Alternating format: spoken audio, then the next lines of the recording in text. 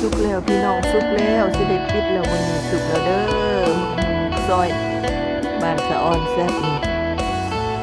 บ้านพิษมอนมันสุกแล้วสุกแล้ว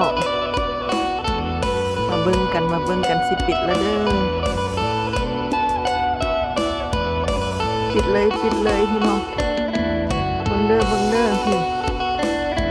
หงซอยสุกเนี่ยสิได้กินแล้วบัดนี้รอทาตั้งหลายเดือนเติบพี่น้องส่วนมันสิสุกสร้างหน่วยพร้อมกันเลยอันนี้ก็บอกสิสุกอีกต่อไปว้าวกันน้อยๆนี่ดีเพียงหัวอันนี้ก็หน่วยใหญ่มาละสกินรดเอาให้ใหญ่ก่อนจะได้เอามาตำปีใหม่นี่แหละเนาะเอาอีกหน่อยนึงก่อนปิดจะเอามาวางก่อนปิด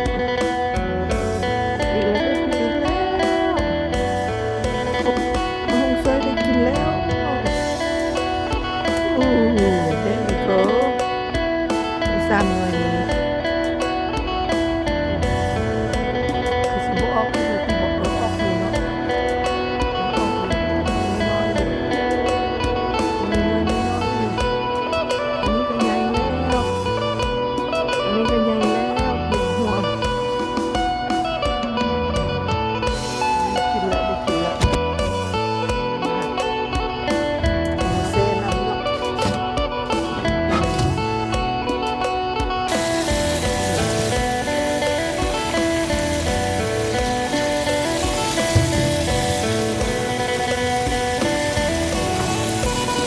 อ่อนหมดมาทางนี้ได้กินเลยล่ะกินเลยแล้วมักรุ่งมาหงแดงเลยเด้อมาหงซอยได้กินละปีนี้ได้กินแล้วได้กินแต่มันล้นแต่บ่แซ่บตอนมันล้นลาสมันแช่น้ำก่อนเป็นไรแช่น้ำก่อนแต่ของเขาก็ออร์แกนิกดอกบ่มีหยังเอาพี่น้องสิได้แซ่บๆนำกันเนาะพี่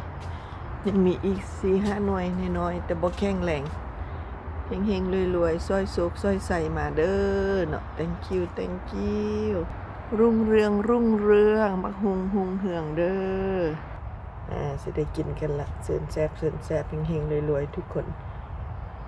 thank you เด้อเข้ามากดไลค์กดแชร์กดติดตามให้แน่ thank you